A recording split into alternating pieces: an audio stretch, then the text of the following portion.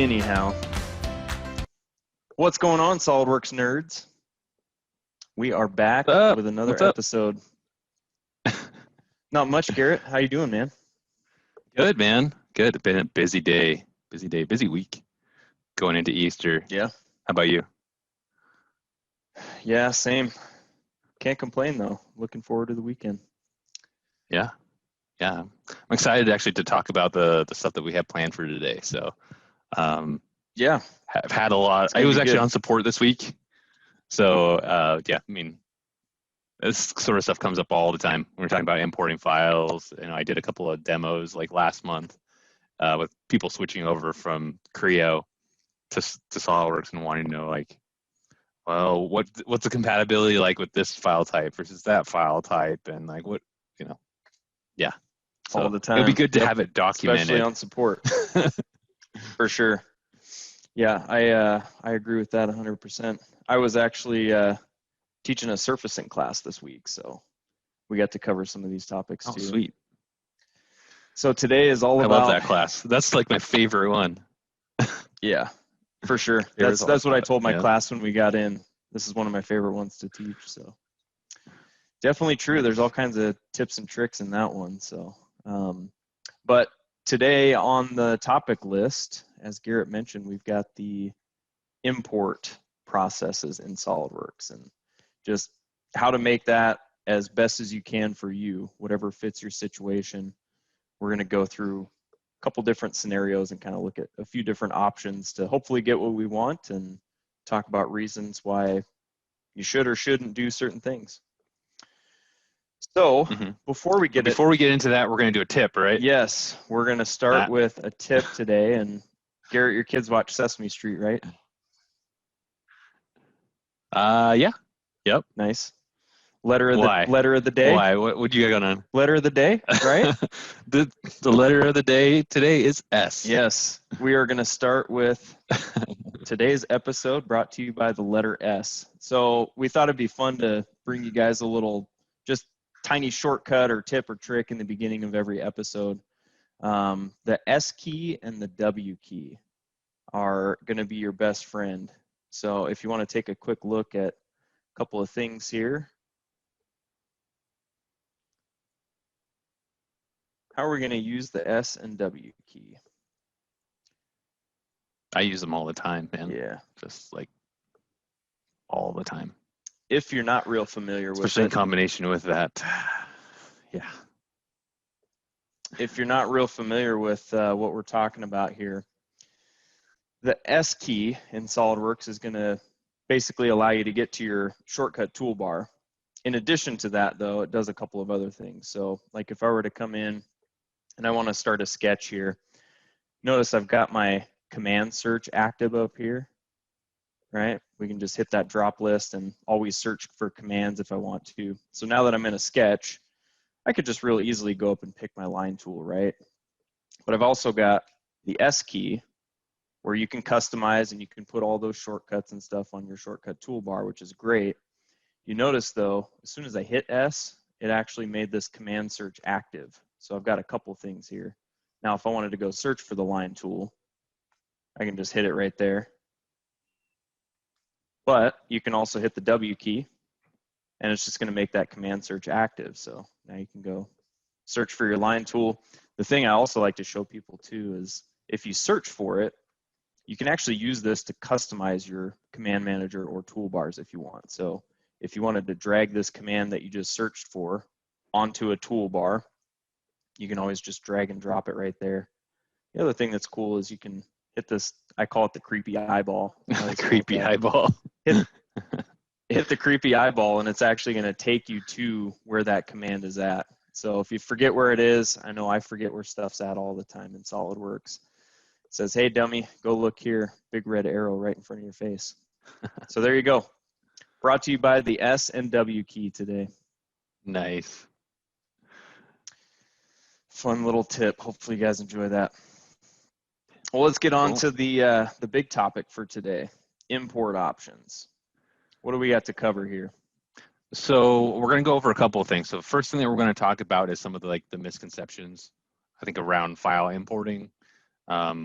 maybe people are doing work that they don't really need to, just because it's the way that they're used to working with models already in the past, or it's kind of maybe what's required in their company. But we'll give you some stuff that you can work with to maybe push back on that if necessary, or whatever is needed. So then we'll look at some of the other functionality. There's some functionality added a couple years ago that we're going to take a deeper look at. I think since we talked about this episode about talking about this feature that's yet to be talked about, my mind's been changed about it. So maybe I'll talk a little bit about why that is.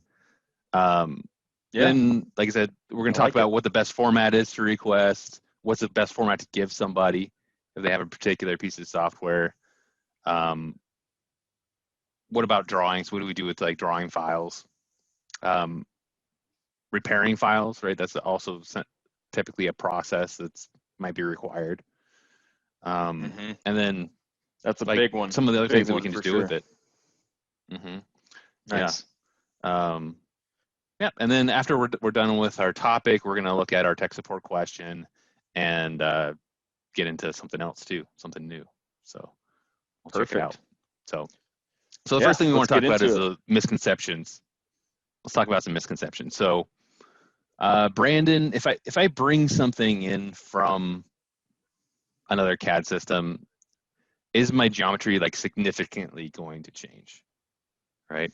It's possible that maybe some stuff might, but in a majority of cases, probably not. There are some mathematical approximations and stuff that are going on, but generally imported data is really not going to change much in SOLIDWORKS versus whatever native CAD system you work in to get that geometry. So, and really that goes both ways. It shouldn't be changing much from one system to the other. I think definitely if you're going from a neutral. Yeah. So you're gonna say, if you're going from a neutral file format, then it's not going to change, right? But if you're going from maybe a different, like you're going from Pro E to SOLIDWORKS or Inventor to SOLIDWORKS or whatever to SOLIDWORKS from the native file, and we use this thing that we're going to talk about, it's possible that you might see a different behavior. So, in most cases that I've seen, pretty insignificant for sure. But a lot of it just comes down to all the CAD systems kind of speak different languages, right? A lot of them are based on the same functionality, but some of them have like their own proprietary kernels. A good majority of the mainstream CAD systems are based upon the Parasolid kernel, which SOLIDWORKS is. But that's kind of the way I always explain it when you're talking about data translation. It's like, think about translating languages, right? We have words in English that don't necessarily translate to another language exactly. You might have something that's kind of similar, but it doesn't really carry the same meaning. The same is true for CAD features, right? It's going to have to create those features, maybe using a different instruction set depending on what kernel you're actually using. So it's something to think about. That's a good way to put it. I remember I was talking with a customer one time that was really into programming, and I'm just like barely into it. So at one point, he and I like took a deep dive into like what would it take to create your own kernel and stuff, and like what's behind this. And there's features that are allowed based off of the kernel that you have, right? And they're just implemented differently by the different software. So it's a really deep, dark hole that you could waste a lot of time in if you're ever interested. So it's interesting that so many of them use the same kernel because, like you said, it's not something that's an easy thing to do. Develop your own modeling kernel to create geometry. So if you guys didn't know, a lot of the CAD systems out there, they all use the same technology. So some are easier to use than others. And to teach people how to use, right? Agreed. The other thing too that comes into some of these misconceptions is I hear it come up a lot. When I bring a model in from some other system into SOLIDWORKS, am I going to get all my features that come across? And one of my questions that I typically lead with there is, do you really need them? What do you think, Garrett? Do you need those features? Not at all. Not at all. Right. I mean, it depends, right? Like sometimes you're going to want parts that are intelligent, right? You're going to want those parts to change. I can still make parts that are intelligent that don't have a feature tree. Mm-hmm. As weird as that might sound to people who don't know what I'm talking about, but yeah, it's not needed, and sometimes you can actually get a lot better performance if that feature tree is wiped out. Yeah. Right. So that's a really good point. And I guess another thing to think about there too is you don't necessarily need everything, right? You can do a lot of this stuff on demand. Like if you can, think about what you really want to change with that part that you're importing. Like if there's a couple of fillet radius that you need to change or something like that, it's actually pretty easy to convert some of those things on demand if you wanted to. Oh yeah, absolutely. I think one of the other things often people will ask, beyond the, will I get a parametric like feature tree and stuff over there? Will I have to redraw all of this stuff, right? And that's maybe a little bit like even kind of like higher level question, and it's like, no, there's no way I would go in and redraw everything. It just kind of depends on what you're planning on doing with it, though. Like if you're planning on making a lot of changes, then, well, for one, it's probably no longer the same part number it originally was, and like bringing it in, like, I don't know, it's a little bit silly to me, but yeah, that's only if it's like a that's release certainly part part of the equation. Yep. Mm-hmm. It all comes down to what you actually need to do with it, for sure. Ask yourself that question: why am I importing this data in the first place? If you're just going to drop it in an assembly as a purchase component, what does it really matter? Just let it be. Yep, totally agree. So I think probably one of the first things that we need to talk about, after we get kind of rid of some of those misconceptions, and I'm sure that there's a lot more that we could talk about. We could probably talk about this stuff all day.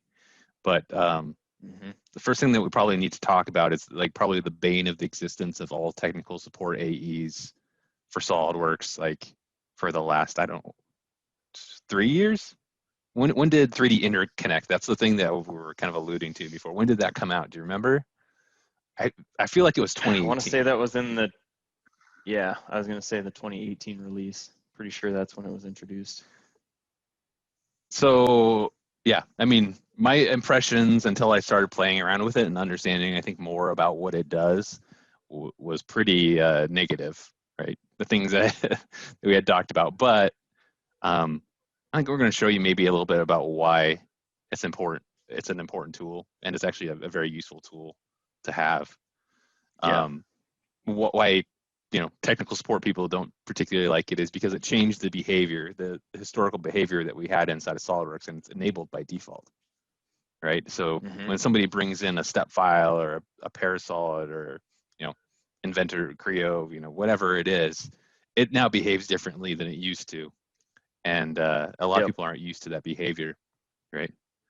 So extremely common question these days, even today, right? People still aren't quite used to it. I agree with you. It is a great option to have at your disposal in certain situations, but it changes things, and if you're not aware of what it does, then you gotta really quick. Let's I'm gonna go ahead and show my screen, and let's just look a little bit at what 3D interconnect does here. Go ahead and open up SolidWorks. So we'll just take a look at the setting really quick.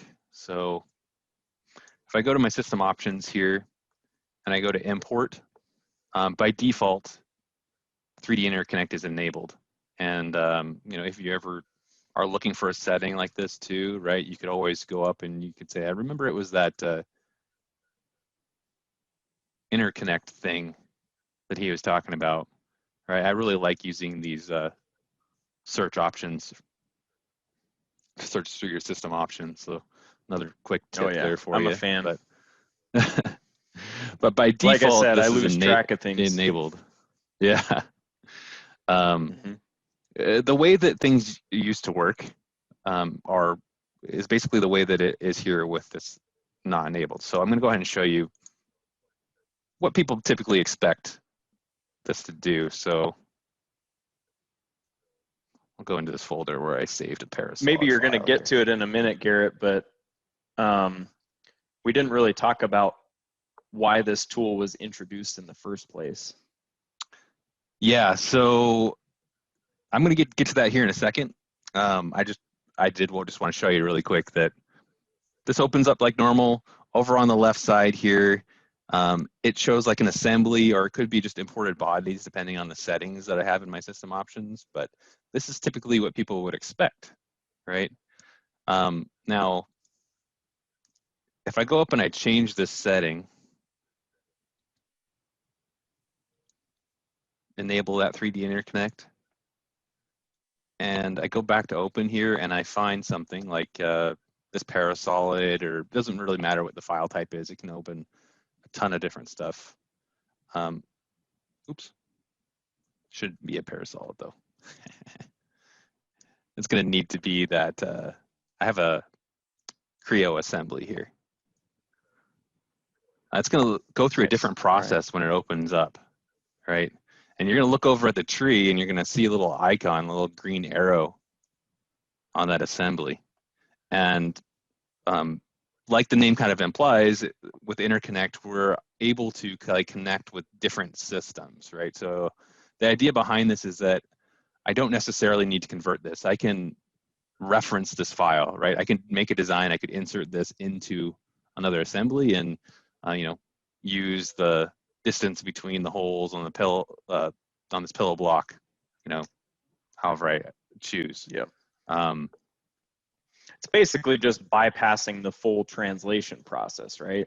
It's only inserting those files. You're referencing the geometry, so it gives it a really easy way to just point to that file. What I usually talk about here is like if you get parts that are sent to you by a vendor and they're responsible for making changes to it, you don't really need to modify it. This is a great functionality because if they send you a new version of those files, you can just overwrite it and it opens up with the correct geometry in your assembly. Yeah. I think where people kind of get frustrated with this is, expecting that old behavior and coming in and they're wanting to edit this or, make changes, whatever happens to be, and they notice that they really can't do anything to the file, right? Like I can't, there's some stuff I can do at the assembly level, right? But I can't really do anything to that component. So what really would need to happen in order for me to edit this is I would need to break the link, right? But that really comes down to what you're intending to do with it, right? If you're intending to not really work with that user that's running that other CAD system, then breaking the link is fine. Absolutely do it.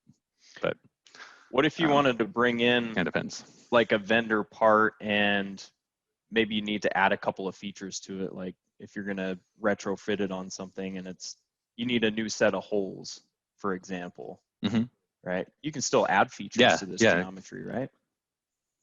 Absolutely. Typically, I would break the link though for that, right? Because even though I could add assembly level features here, like that would more mimic like a post process or something like that, something that I was doing to this like pillow block after the fact. One thing I did want to show on this too, if I go ahead and close this and I disable 3D interconnect one more time, I think this is what kind of sold me on 3D interconnect. So I'm going to go back to that same Creo file that I had and try to open it. No error, no warning or anything. It will not open that file. So it actually gives me more capability of working with these documents than I would have by default without 3D interconnect. Yeah. It gives me a lot more options to open up newer file types and that sort of thing. That's a really good point.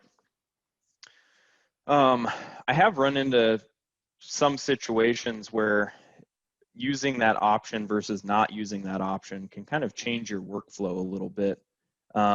Let's talk about something that can be pretty important when you're bringing in imported geometry. I'll go ahead and show a quick little import example here, just with a step file, which, by the way, if you're talking options for what to import to SOLIDWORKS, we already talked about the Parasolid kernel. If you can't get a native SOLIDWORKS file, I would say Parasolid is probably going to be your number one choice after that. Okay, one second. Wait. So let's do this. So first, we both agree Parasolid, right? Mm-hmm. Number one, if you can't get the native file, Parasolid. Yep. Okay, we're gonna go to like 3, 2, 1, and then you're gonna say what your next preference is after Parasolid. All right. Okay. Ready? 3, 2, 1. Step. Oh.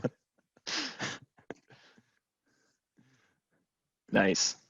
Yeah. So there's a few other formats out there, and I don't see it quite as frequently as I used to, but I'd run into a lot of people that were using IGES files. That's a really old technology. It was introduced, I think, around like 1980, so it's been around a long time, and there's some pretty significant limitations to it, like as far as how it can calculate curve geometry and stuff like that. Not one that you want to rely on. And the step keeps on getting extended too, right? Like there's the step, it's 242. I can't remember what it is. The AP 242, I think, is probably the most current one, at least that I'm aware of. That's the one that you get all of your PMI data with model-based definition and stuff. Nice. All right. Good that we agree there. Parasolid, then we your didn't talk step. about doing that before, so we actually didn't talk about the order at all. Yeah. That no, that's good. We prefer. So I'm just going to grab a step file here that I downloaded on GrabCAD. All right. 3D interconnect on or off? On or off? It's off. Yep. You saw the translation process come in there. It was trying to convert surfaces and solids and everything. So good eye. Here's the part that I want to talk about real quick. Import diagnostics. You may have dismissed this message, so I would say if you don't see this come up when you import a neutral file, you're going to want to go check your system options under errors, messages, and warnings. Probably turn this back on because it can be a helpful tool. But you can always get to it later if you wanted, like if you click no on this part. Feature recognition. We already talked about that. Do I need everything? Probably not. Depends on what I'm going to do. I usually hit no here. So import diagnostics. I bypassed it. I chose not to do it right now. But if I want to come back and do that again, you can always right click on the imported body and just say run import diagnostics here. So what this can actually did have a faulty face. Yeah, what this can actually do for you is pick up some of those approximation errors where maybe it can't translate one of the faces correctly, or it's going to end up with gaps in between surfaces, things like that. Like just with the naked eye, it really doesn't look like there's anything wrong with this fillet, but maybe it's got some gaps in between edges that it needs to fill up. So you can attempt to heal all those, and it's not going to work every single time. It can't heal everything in every part, but generally it's a good idea to at least try it. So just hit the little easy button there, and hopefully it'll grab up as much as it can. So, and that's really important too. If you want to have good geometry to begin building other features off of, if you intend to modify this thing, I would recommend that, every time, make sure you run that import diagnostics and you've got something that's usable to move forward with. Very cool. The thing that I mentioned before, if I were to enable versus disable that option, let's go back to import. We'll turn on our interconnect now. If you wanted to go through and actually run the import diagnostics and start recognizing features or whatever, 3D interconnect at first is going to bypass that. It still gives you the option to run import diagnostics, but it's a little bit different here because it's not doing that full translation. So when I hit yes, in this case, it says it's got no faults, right? So potentially you could end up in a little bit different situation. It's all just different calculations that are happening here. So now if I wanted to take those extra steps and actually make it an imported body, same as what Garrett showed in the assembly for parts, you can just break the link and it goes back to an imported body. Even though it is an imported body, when I still go back to import diagnostics, it looks fine. So, that's really cool. Yeah. I'm going to put you on the spot here to try to show something. Sure. Because why not? Can you do a local feature recognition for me? Yeah. It's something we didn't talk about maybe showing, but let's do it. I think it's something that's really cool. Like I think it's called Featureworks, right? It is, yeah, Featureworks. The tool that we'd be using there. It's one of those things I think probably gets a bad name, but I think honestly, like it has a place. I think people maybe expect it to do like too much, maybe right out of the, I don't know. Yeah. It needs to be used in certain contexts, right? Yep, I would agree. So it's one of those where, like you said, they expect it to do a lot. So their expectation is, hey, I'm going to get a full feature tree out of this thing. And potentially you could get there, but in my experience, it's going to take a lot of work to do that. But what do you really need? Like if you're going to modify something, maybe you want to change a radius on one of these pockets or something. What you can actually do is just pick a face of the geometry that you've imported, and you'll notice it actually has an edit feature button that'll come up on your context toolbar. So you can just hit edit feature there. And it's going to do an on-demand feature recognition. So it will actually go through and put in a fillet feature that's native to SOLIDWORks. The rest of the body is going to stay the same, but if you want to change that radius, you can feel free to do so now. So we're at, what, 0.2 millimeters. Let's just go to 0.3 or 4. Yeah. Nice. There we go. It's nice when things work out and they don't just blow up in your face.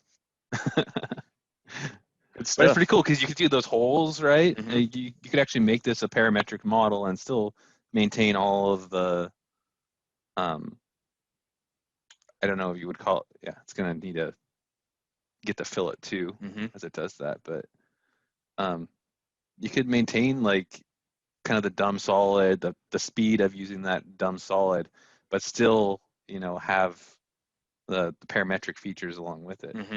So yeah, that's a good point. Pretty cool. You're not having to generate features for everything, so that dumb solid can actually work to your advantage for performance reasons. Yeah, that's a great point.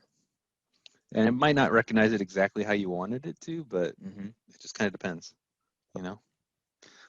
It also there's also interactive, right? If you right click on the imported body, you could do interactive and you could specify feature types. Yeah. If I remember correctly, right? Yeah. So if you right click there, we could like try to recognize the 4 holes in the base maybe with the interactive. So go into Featureworks, you're saying?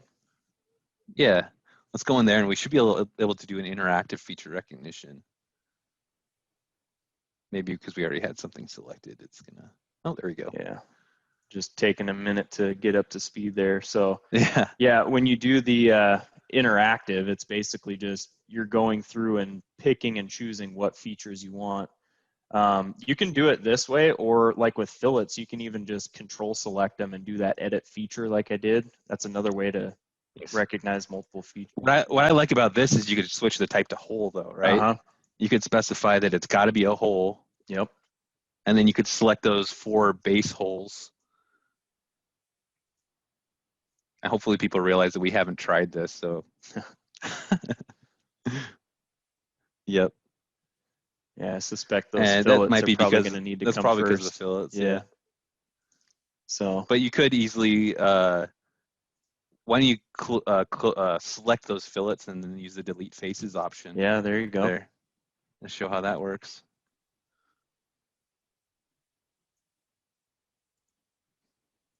Just get rid of those fillets.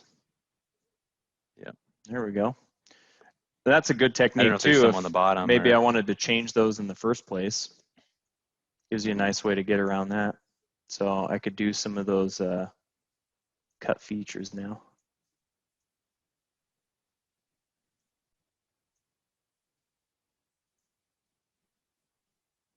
Yeah, it probably still has a fillet on the bottom. Oh yeah, it does. I didn't even notice that.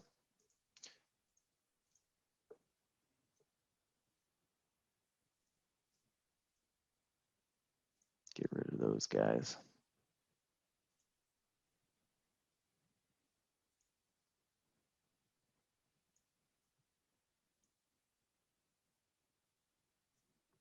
Can you do the hole as the type and then select the 4? Oh yeah, I picked the wrong and one. give like a whole wizard hole. I mean, you could do an extruded as an extrude cut and it would do like a single sketch, I think, for it. But yeah, I wanted whole wizard holes. But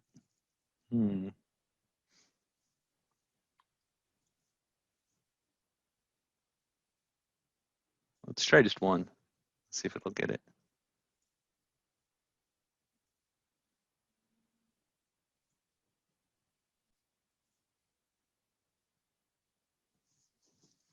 now we're moving. I'm not sure why it wouldn't processing 8 similar features. Oh Yeah, so because you had the recognize similar on there. I haven't been in here in a long time, man. It's got to be like 5 years at least since I've been in here. But that worked. Yeah, looks like it worked. I noticed it said it was trying to pick up 8 features there. Oh really? I didn't see Looked that. like it only recognized 4 holes though. Let's see what it comes up with to finish this out. 4 holes. There we go. Yeah. Huh, I'm not sure where it was getting that number. I wonder if it saw those other 4 right there as being something that was similar, right? But then it interrogated the geometries like they're different diameter or something. Yeah. Yeah. I wonder if maybe getting rid of those fillets affected the calculation somehow. I guess that would make sense because those faces would be different lengths. Maybe that's not enough to actually pick it up, but. Oh yeah, that could be. Yeah. Yeah. I know. It's pretty crazy that you can jump in there though after not using it for, I don't know when the last time you got in there and did interactive recognition, but it's been a while. I think we talked about showing this at one point, or maybe we already did, but if I wanted to check these other 4 holes and see what the diameter is, you got it down on your status bar here. I think that's the one that always makes people feel like an idiot in the Essentials class that have been using SOLIDWORKS forever. Yeah. They're just like, oh, I can't believe that was there. Don't always need your measure tool. Yeah. I don't know how many people I've seen that have a measure tool shortcutted, and it's like, I don't even use that. Like, okay, occasionally maybe I will, but like 99% of the time I'm not going to use that. Right. So. Yeah. Actually, you were the one that showed me that, and I did feel dumb when you pointed it out. I almost never use the measure tool now because you can just see it right there. Works pretty nice for like measuring the length of an edge. You got something down there you can just pick from. You can do a couple of holes at one time, distance between axes. So some pretty good stuff there. While we still got this part up, I noticed something that looks kind of messy down here. Oh yeah. Pretty typical of imported geometry. We're going to explore a few different ways to do this, but when I come across a situation where maybe fillets don't work out the right way and you got a bunch of faces that really don't give you a very nice looking result, or maybe it's even makes it difficult for manufacturing purposes, could have some pretty serious issues with that. You've got many different strategies that you can use to repair this geometry. We'll talk about a few of them. I'm going to start with a simple example here. Some of you guys are probably familiar with delete face. That's where I'm going to start on this one. And generally, if you can't get what you need from like recognizing features and trying to replace them in your own way, this is kind of like step 2 of how you're going to go through and start repairing imported geometry. So a couple of ways that you can get to this. If you go and control select a few faces, you can just expand that right click menu. And under the face header, you'll find the delete face command. Or you can use your fun letter S or W, right? Exactly. That's right. Face. So I'm going to pick this selection here and just show you a couple of options. where I typically like to start with something like this is I'll just see if I can patch the thing up using the delete face command, because it does have some patching and filling capabilities built in here. So I'm going to do a delete and fill and leave it as a tangent fill option. We'll see what it can do. Yeah, it looks a lot better. Yeah, nice. Looks like a relatively smooth surface there. We do have some kind of inflection points though, which you can always go through and correct with surface modeling, right? That's usually the second part of this strategy. If you don't get what you need with the easier option, just delete that face altogether and start moving forward with patching up with surfaces and stuff like that. So, yep, you use a boundary surface there, a filled surface. Yep, exactly. Filled, different ways you could go. Filled surface is usually a good one that's pretty easy to rely on. So, like if you wanted to take that approach, maybe just delete those faces to begin with if you're not happy with that. Let me turn my curvature off here. You still got all those edges that you can use here. Just come into your surfaces tool, pick the filled surface. I like to do the that's one of the things I think is definitely a game changer, and people see it too, right? The selection options after you've gone around. And I was talking to a guy the other day that was doing a sketch, and he had all the sketch entities were like connected together, but he was going in and selecting each one. Oh yeah. And he had maybe a few hundred of them. And it's like I went through and did what he was trying to show me, and I just did the right click, like select chain. Yep. And he's like, it is pretty mind-blowing the first time you see it. How much time have I wasted in the past? Yeah. I won't even try to think about it. Yeah, it's all right, but there we go. There's another option. Let's kind of see how that works out for us. So it's basically going to give us a pretty similar result here. Still got some curvature. But you had more options and stuff to control on it. Yeah, exactly. That's the nice part about using the surfacing tools themselves, is you can control some of these tangency and curvature continuous options, hopefully to give you a result that you want. In some cases though, especially with imported geometry, you can end up with something that's pretty messy pretty quickly. So if you get in this situation, that's where you're going to start building up smaller pieces of this gap that you need to fill in and create your own surfaces as you move forward. But maybe this is good enough. Maybe that'll get us moving forward, and it's not, what, 12 faces or whatever we had to begin with before. Yeah, and if you don't like the feature tree, remember you can always save it out as a parasol and bring it right back in. Yep, right. That's right. I think I've even done that with Simplify. I can't remember what it's called. Simplify, right? Simplify is a good one. Defeature, actually. Defeature would allow me to save it out and keep all of the surfaces and faces, but remove the feature tree. And yeah, I like that.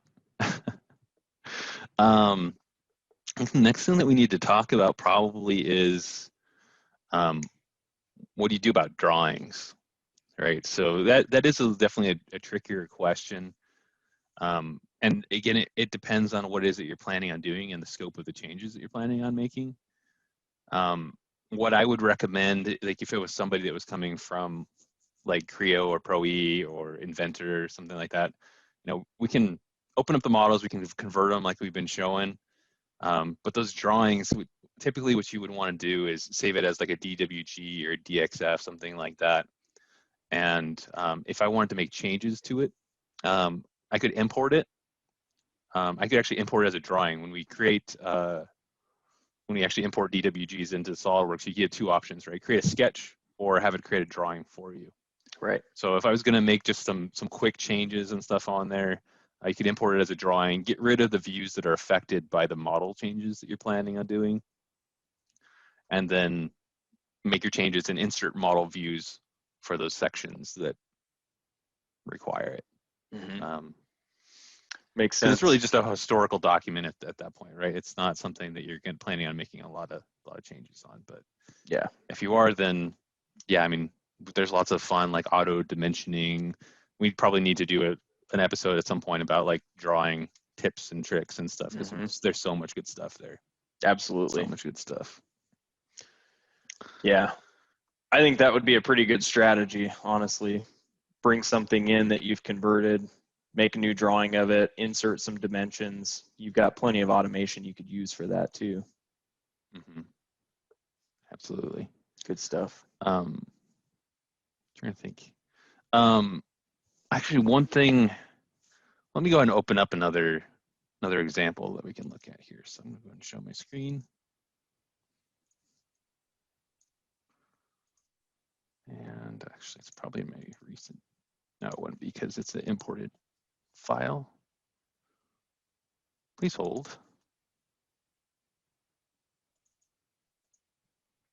And a step file. I'm going to import here. Pretty sure this is the one I want. Downloaded a lot of stuff looking for. Nope, that's not the one that I wanted. That one's got nice, fun errors that I think you already showed what I wanted to show on it. So gotcha. There is, yeah, this is the one. FeatureTree was blowing up on that one. No No interconnect. Got the Christmas tree. So this one has some problems, but not too bad. I almost downloaded that same file. Really? Yeah. So I think you showed like I could use my import diagnostics, right? I could come in and I could heal it, but this one's not gonna be so nice, right? I'm gonna have this face that I can't fix. So I could do this delete.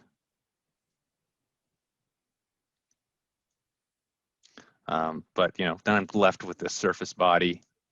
And you know, if I was gonna fix this, there's a couple of things I would need to do. So because of the way that whoever created this did it, this whole actually, I would need to create like a plane here. So I should be able to do something like this on it. Use Brandon's favorite selection option to, wrong loop. Select open loop. There we go. Nice. Oh, I need to do my sketch first though. Sketch.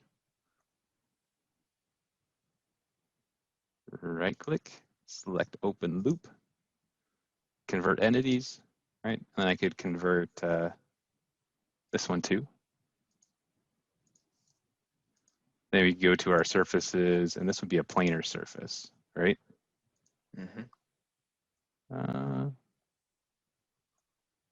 Oh, right. So I have a problem here because it's, gotta get rid of this. I need to make a planar surface. The software that it came from allowed, what is this called? When you have the, zero thickness, yeah. A zero thickness. So the software came from allowed zero thickness geometry. So I'm gonna, if I wanted to here, I could just like extend this and trim it, and I might as well do it. Since we're here, extend surface, right? That should, oh, maybe it was extending it too far.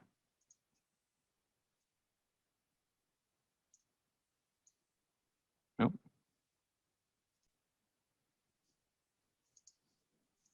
Interesting. Oh, maybe it's got some other problems with that face, but what I really wanted to show, it doesn't really matter because I'm not gonna go in and I could like, I really could fix this. You can trust me, Brandon, that I could fix this. Oh, I know. Eventually. It doesn't like that zero thickness though, right? It doesn't, right? And I did fix this before, but whatever. It doesn't show what I wanted to show you anyway, so it doesn't matter. So depending on how this is being used, I don't need to mess with this at all, right? Maybe I want to get rid of the error that was showing up there, which I did.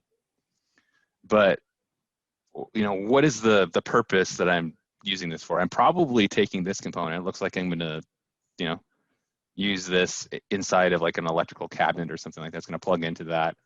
All of the geometry is there, right? Maybe the problem is that it's not the right weight, right? It doesn't have the right mass. Well, I don't need a feature tree to show that, right? Or for this to be the right mass. Like there's a couple of different ways you can go about it, Right. In your custom properties, right? You could create a custom property and say weight, right? And you could cheat and you could say that this weighs like, oh, I don't know, 0.5, an eighth of a pound or something. I don't know what it is, right? But typically the way that people do this is they're gonna assign that to the mass of the part.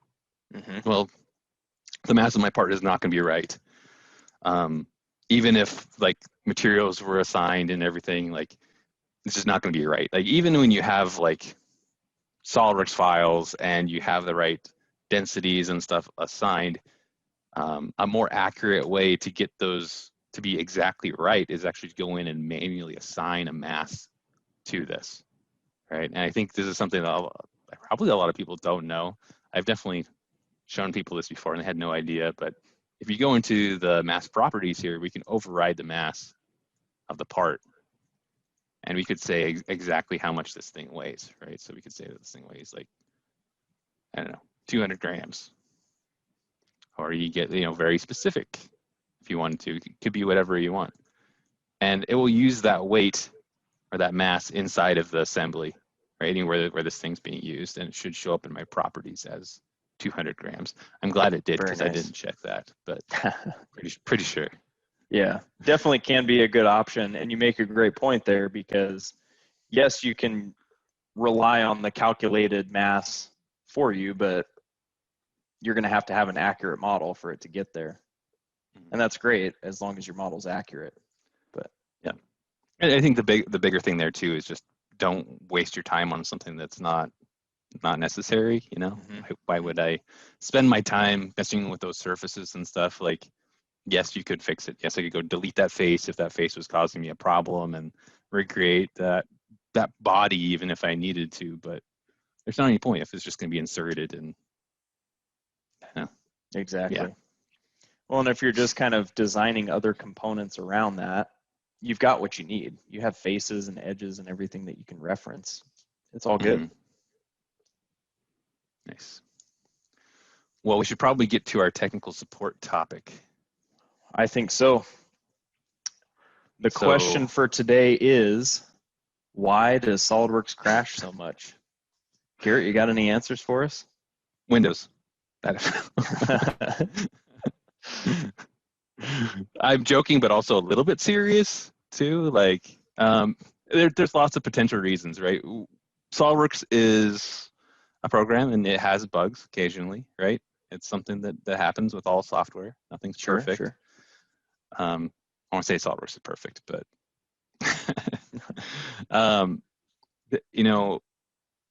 there's lots of variables, right? We have lots of environmental variables because SOLIDWORKS is built on Windows. Windows also has like things that like .NET, VBA, like there's a lot of different components that go into the background that SOLIDWORKS relies on, right? Exactly. The topic of like why specifically your system is crashing could have a lot of different reasons why it might be crashing. When I get that question, I've had that like a couple of times probably this week when I was helping with support. I'll show you what I do. I'd say, well, SOLIDWORKS is working on your computer. It's obviously fine. No, I don't do that. So when I get on a remote session with somebody and they say that their computer is crashing, what I do is I go to the start menu and I type in RX to pull up the RX tool, all right? And there's a couple of things that I would check. So we'll come back to the homepage here in a second, but the first thing they would do is they say like, well, it's crashing like every day, right? And multiple times during the day. First thing I would do is go over to the reliability check And I was doing some like programming stuff here, so don't mark this against SOLIDWORKS here. This is me, especially that day. I was doing some bad programming that day. You could definitely tell. That might have been this might have been me working on the April Fool's stuff. But Nice. yeah, I mean, here I had normal closures that day. No crashing. Okay, that one was killed by me. Or I went to the task manager, I killed it. It wasn't SOLIDWORKS closing abnormally. Probably what I did was created like a loop in my program or something like that, and I didn't realize that it was just going to be sitting in the background, just going through this loop and not doing anything. Mm-hmm. You know, acts like the application hang, and you went and killed it. Yep. So if I can't find like a pattern here, like it's like crashing at the same time, or none of this information makes sense about why it might be crashing, that's when I'll go back to the first page here. And honestly, I'll probably do this first before I go look at reliability. The two main things that cause issues with SOLIDWORKS that I've seen in the past, and this is not just crashing, just in general, is your graphics card driver and the settings, right? So the graphics card driver, you can test to see if it's a problem with the driver just by running SOLIDWORKS in the OpenGL mode. You just click on it. I already have SOLIDWORKS running in the background, so I won't deal with that. But it will open up SOLIDWORKS and bypass your graphics card driver, right? So that's an easy fix. You see if it does the same thing that it did when it was using the graphics card. The other one here is to bypass your system options, right?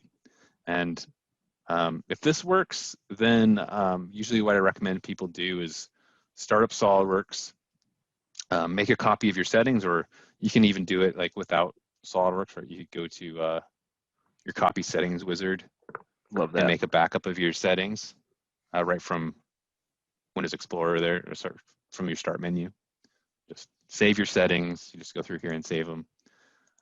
Once you have your settings backed up, and if you're somebody who's comfortable doing this, don't do this if you're not comfortable. Go to your registry editor, and you would go under the current user folder. It's important that it's the current user folder and not the local machine. And you go down to software, down to SOLIDWORKS. And what we do is we rename that folder. So here you can see, I did it as an example. I just renamed the folder. When you start up SOLIDWORKS, it will recreate that, give you all new settings, and you should be good to go if it was a settings problem. And don't change anything else, because you'll cause some serious problems. Yeah. The nice thing about renaming it, though, is like if you forgot to save your settings or something, and we can restore them from there. And if you're not comfortable doing that, definitely reach out to your resellers so that they can help you go through that process of troubleshooting. But yeah, and I like the saving settings beforehand, just to make sure to keep all your customizations and stuff. You do want to be a little bit careful with that sometimes too, because if you captured something that is like a corrupt setting, there's a chance that you could bring the problem back too, right? If you restore those settings. Yep, absolutely. So sometimes you just kind of want to, if you fixed it by resetting the registry, roll with it, reset some of your settings. You know, I'd rather spend a little bit of time doing that than having to troubleshoot the issue again. Yep. Yeah, absolutely. I think the last thing that we wanted to do probably this time is we wanted to do something different than what we've done in the past, as far as we're just going to look at a tutorial, specifically one that's going to relate to what we're going to talk about next week. So I guess we should talk about, what are we going to talk about next week, Brandon?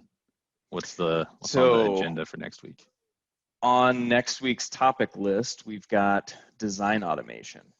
And many of you guys probably know there's a lot of different ways you could approach this in SOLIDWORKS to automate your designs and make it super easy to make changes. We're going to talk about a few different topics that can help you hopefully move forward towards those goals. So with that, if you wanted to do a little bit of homework and kind of get started on some of those methods, we've got a couple of tutorials that you guys can take a look at. You want me to hop in and show them here? Yeah, why don't you show them where they're at so we can talk about them, and we won't go through them this time, but maybe next time we'll take a look at them in a little bit more depth. Absolutely. But So it'll help you guys get on the same page as us. So. Yep, for sure. I think they changed locations of the help menu in this version, didn't they? Or maybe it was the last version. So they if did. You don't see, so you have to find the help. Yeah, if you don't see your help option or help menu in the same place as mine, it's probably over here with the pull down menus. You would see help if you're on an older version. Anyways, come up here, click the little help button, and you can come down to the tutorials section. That's how you'll get in to look at any of the tutorials that you wanted to get started with. So whether it's the basics or any of the add-in modules or whatever you're interested in. I'll just come into the all SOLIDWORKS tutorials. That lists everything. So specifically a couple of topics that we're going to talk about for design automation.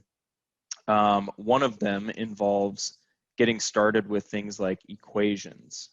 So there's a tutorial in here. My eyes are getting pretty old, Garrett. There it is. Bottom left side. Yeah. Equations. Your eyes are getting old. You're like 10 years younger than I am. I've had bad vision like my whole life, man. It's all good. So you've got an example here. You can take a look at some simple equations if you wanted to, tie a couple of parts together. So if you change one of the parts, give it a new dimension, the other part updates, things like that. That's one method of design automation that can really help out a lot.